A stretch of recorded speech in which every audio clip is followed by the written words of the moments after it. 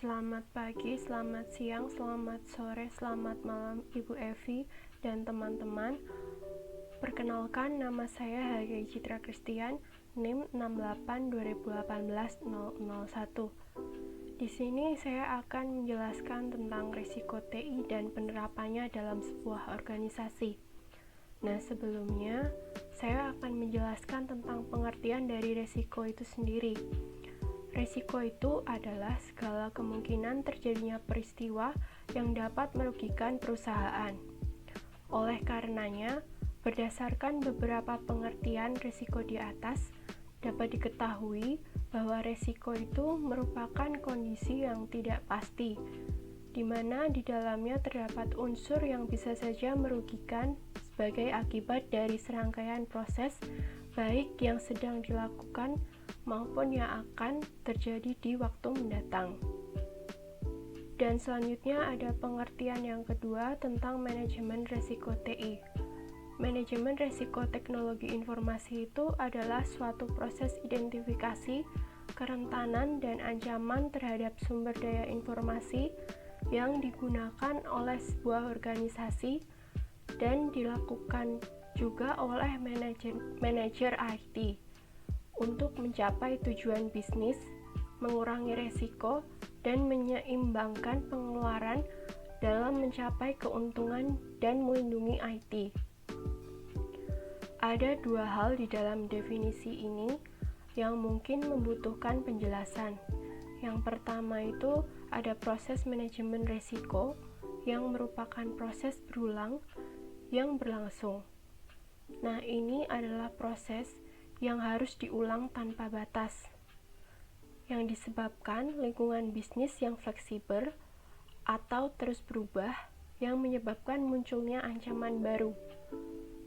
Dan definisi yang kedua itu ada pilihan penanggulangan atau kontrol yang digunakan untuk mengelola risiko yang harus menjaga keseimbangan antara produktivitas, biaya, efektivitas, penanggulangan, dan juga nilai aset informasi yang harus dilindungi.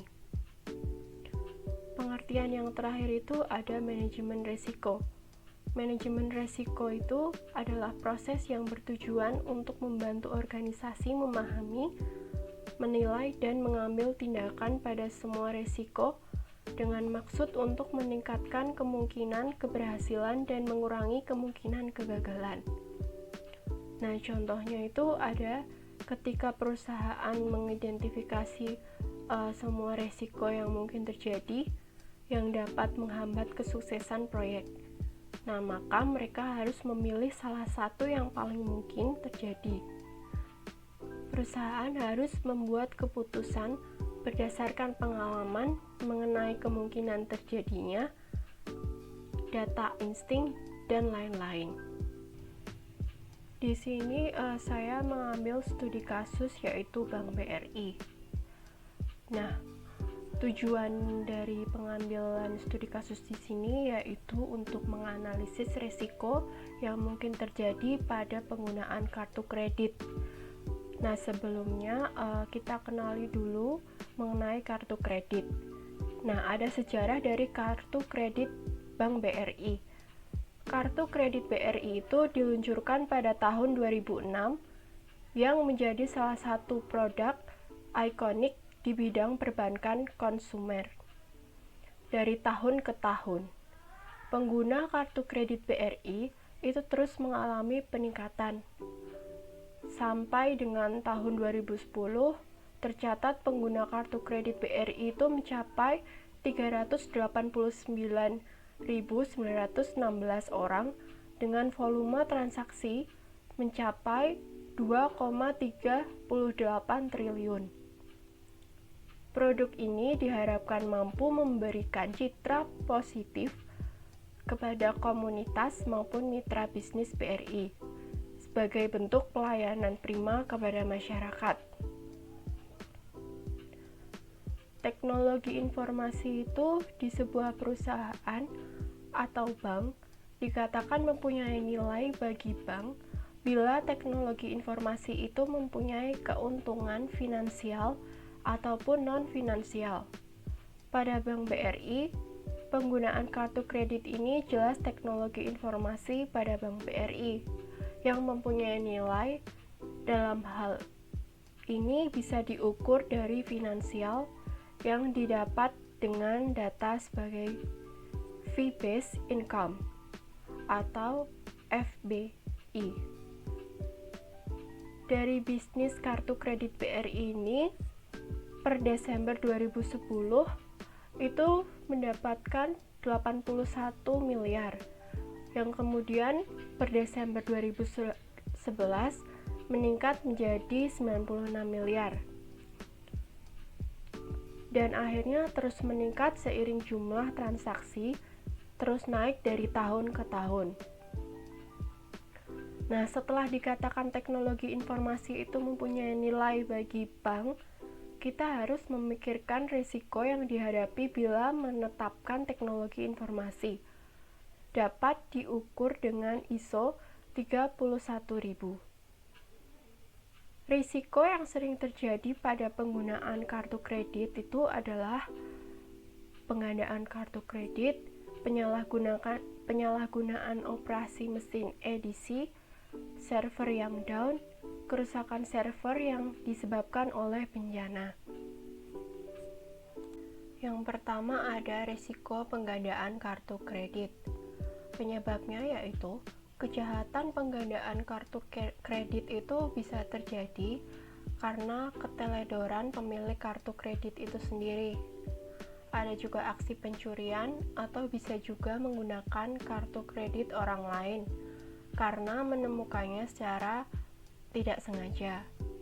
Nah, secara online itu penggandaan kartu kredit sendiri bisa disebabkan akibat lemahnya sistem keamanan pengelola layanan online shopping dan pemilik Electronic Data Capture atau EDC. Penggandaan kartu kredit juga dapat dilakukan dengan cara mencuri data dari suatu database yang berisi daftar kartu kredit dan data pemilik, lalu menggunakannya untuk belanja elektronik atau bertransaksi online shopping. Nah, biasanya itu pencuri data tersebut bisa dilakukan oleh seseorang dengan cara melakukan hacking atau oleh karyawan yang menangani edisi suatu toko di perusahaan itu sendiri. Nah, solusinya itu dengan pemakaian smart card. Setiap smart card umumnya telah dilengkapi sistem yang dapat melindungi data dalam kartu. Terlebih itu didukung dengan proses elektronik yang akurat dan cepat, efektif, akan mengurangi kesalahan manual. Nah, dampaknya itu data dalam kartu pun itu tetap aman, terjaga, tidak tercampur dengan data pengguna lain, sehingga tingkat keamanan itu dapat terjaga. Yang kedua ada penyalahgunaan operasi mesin edisi. Nah, penyebabnya yaitu penyalahgunaan operasi mesin edisi dapat terjadi pada saat kita melakukan pembayaran dengan menggunakan kartu kredit. Nah, sebaiknya kita memperhatikan jangan sampai kartu kita itu di-swipe kalau bukan di merchant bank. Biasanya itu para kasir yang iseng bisa melakukan double swipe dengan men-swipe lagi yang namanya skimmer kecil yang sebesar bungkus rokok itu dengan alasan untuk data pelanggan. Padahal alat skimmer itu langsung menyedot semua data kartu kredit. Dan bisa saja alat skimmer itu ditaruh di bawah meja dan ketika kita lengah, dia langsung men-swipe kartu kredit kita. Maka dari itu, sebaiknya jangan sampai lengah ketika memberikan kartu kredit kita. Nah, solusinya itu yang dapat dilakukan adalah dengan penyuluhan kepada nasabah. Memberikan penyuluhan mengenai bahayanya penggesekan kartu ganda. Bank Indonesia menilai praktik penggesekan ganda transaksi non-tunai berpotensi menyebabkan terjadinya pencurian dan penyalahgunaan data dan informasi kartu nasabah tanpa disadari oleh nasabah.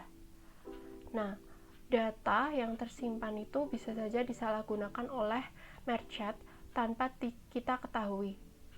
Bahkan data kartu itu bisa juga digunakan sebagai dasar pembuatan kartu palsu atau juga dimanfaatkan untuk kejahatan online.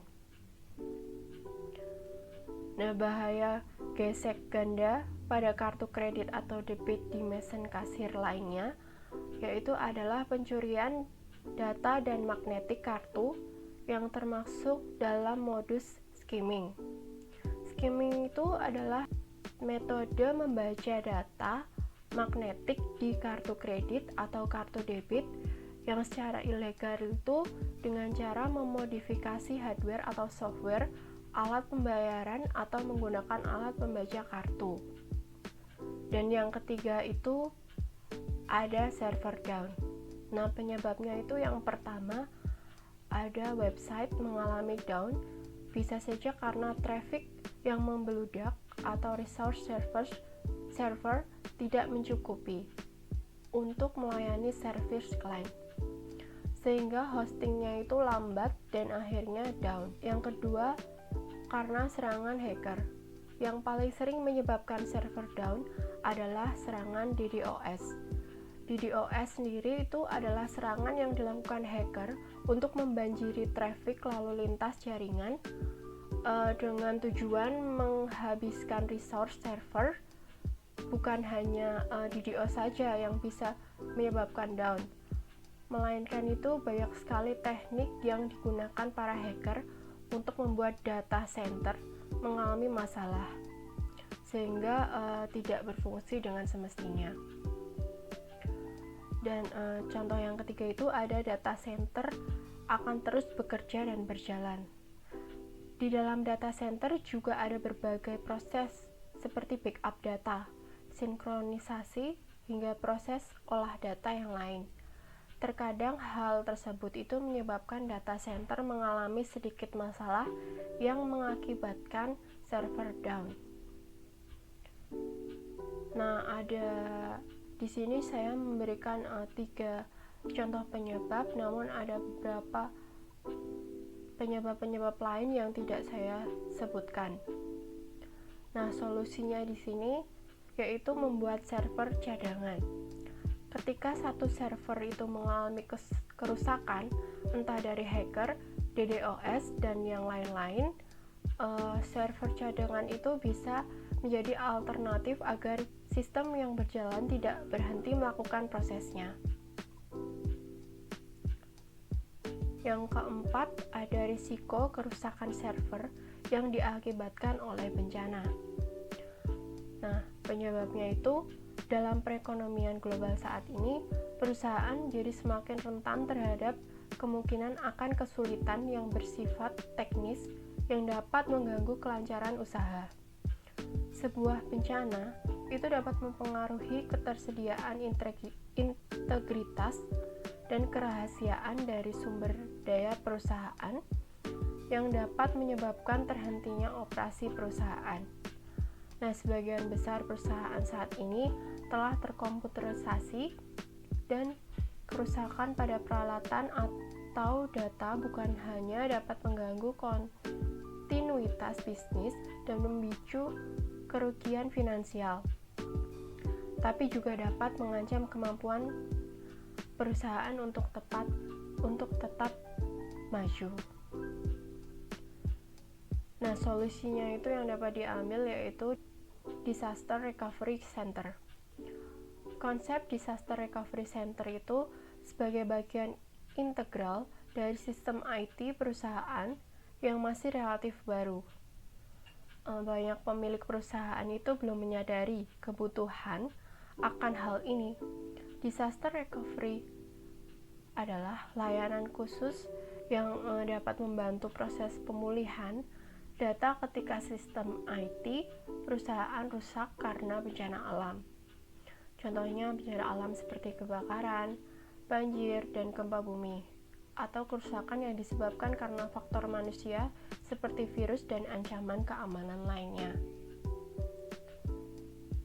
Sekian presentasi dari saya.